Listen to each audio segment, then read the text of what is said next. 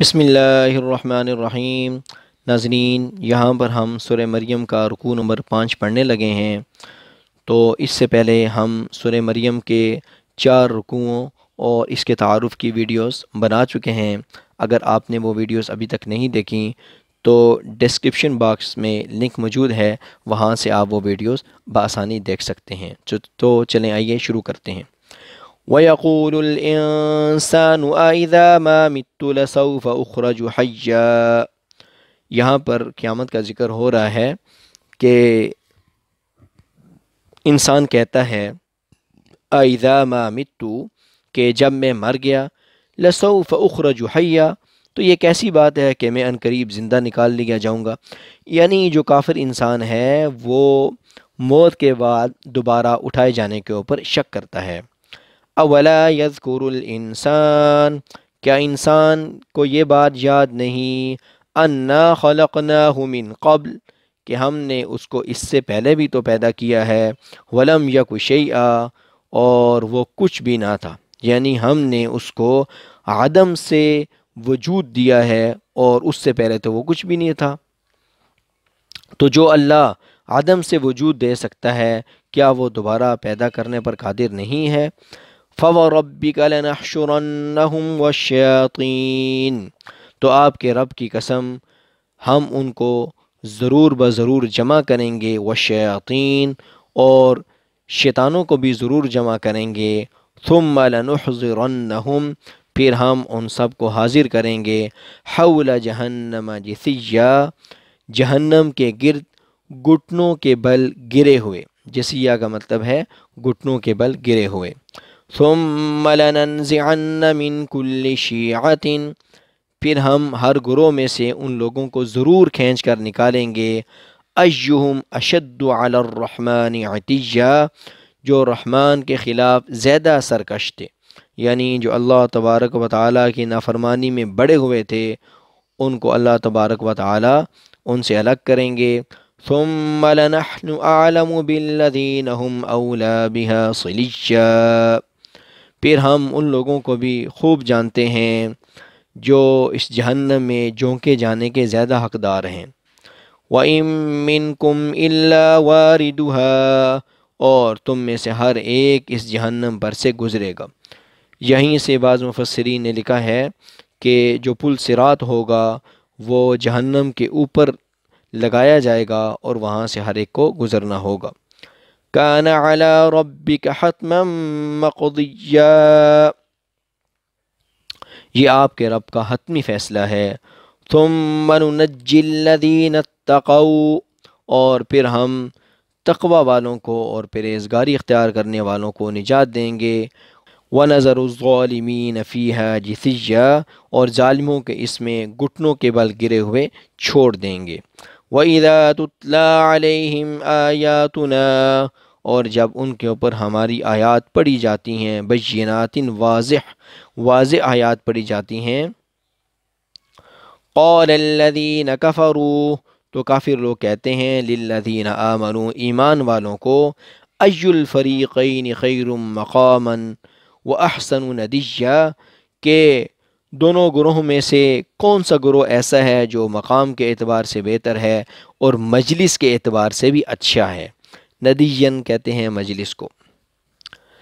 وَكَمْ أَهْلَكْنَا قَبْلَهُمْ مِنْ قَرْنٍ، اور ہم اس سے پہلے کتنی ہی قوموں کو ہلاک کر چکے ہیں، ہم احسن اثاثاً، جو ساز و سامان کے اعتبار سے، ورئیاً، اور نمود و نمائش کے اعتبار سے بہتر تھے۔ یعنی اللہ تبارک و تعالیٰ یہ فرما رہے ہیں کہ جب اللہ تبارک و تعالیٰ کا عذاب آتا ہے تو وہ عذاب کسی دنیاوی آسائش یا کسی اور چیز کو نہیں دیکھتا، بلکہ اللہ تبارک و تعالیٰ کی نافرمانی کرنے والوں کو غرق کر دیا جاتا ہے۔ قُلْ مَن كَانَ فِي الضَّلَالَةِ، آپ کہہ دیجئے، من کان فی الضلالہ، کہ جو شخص گمراہی میں ہے، فَلْيَمْدُدْ لَهُ الرَّحْمَنُ مَدًّا، تو رحمان بھی اسے ڈھیل دیتا ہے، یعنی اللہ تبارک و تعالیٰ فوراً عذاب نازل نہیں فرماتے۔ حَتَّى إِذَا رَأَوْا مَا يُوعَدُونَ إِمَّا الْعَذَابَ وَإِمَّا السَّاعَةَ، یہاں تک کہ جب وہ دیکھیں گے جس چیز کا ان سے وعدہ کیا گیا ہے، یا تو وہ عذاب بھی ہو سکتا ہے، وَإِمَّا السَّاعَةُ، اور یا وہ قیامت بھی ہو سکتی ہے۔ فَسَيَعْلَمُونَ، تو ان قریب وہ جان لیں گے، مَنْ هُوَ شَرٌّ مَكَانًا، کہ کون ہے برے مقام والا، وَأَضْعَفُ جُنْدًا، اور کس کا گروہ کمزور ہے۔ یعنی وہ جو مشرکین مکہ تھے وہ مسلمانوں کو طعنہ دیتے تھے کہ ہماری مجلس بھی اچھی ہے اور ہمارا مقام اور ہمارا سٹیٹس بھی اچھا ہے۔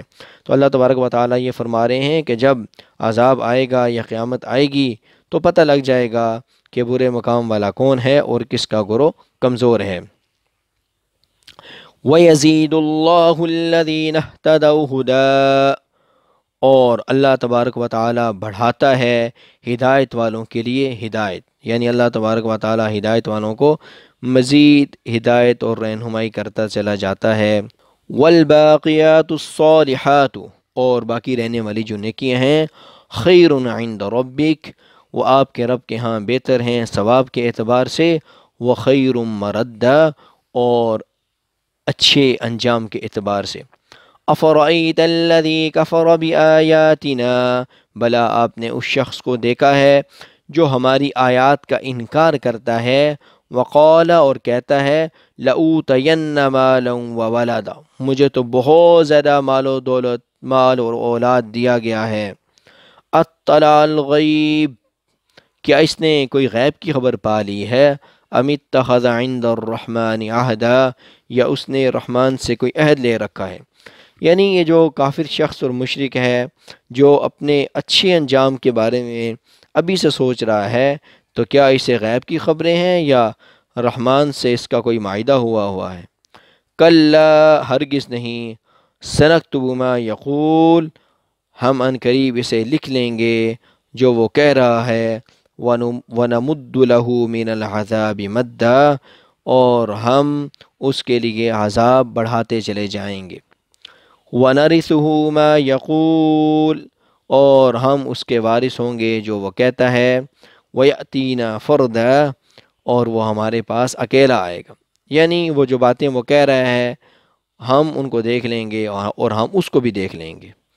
وَاتَّخَذُوا مِن دُونِ اللَّهِ آلِهَةً، چنانچہ انہوں نے اللہ تبارک و تعالیٰ کو چھوڑ کر معبود بنائے، لِيَكُونُوا لَهُمْ عِزًّا، تاکہ وہ ان کے لیے باعث عزت ہوں۔ کلا، ہرگز نہیں، سیکفرون بعبادتہم، ان قریب یہ معبودان باطلہ یہ ان کی عبادت کا انکار کر دیں گے۔ یعنی وہ یہ کہیں گے کہ اے اللہ تعالیٰ، ہم نے تو انہیں نہیں کہا تھا کہ ہماری عبادت کرو، ہمیں تو نہیں پتہ یہ ہماری عبادت اور ہمارے سامنے کیوں سجدہ ریز ہو رہے تھے۔ وَيَكُونُونَ عَلَيْهِمْ ضِدًّا، اور یہ ان کے مخالف ہو جائیں گے۔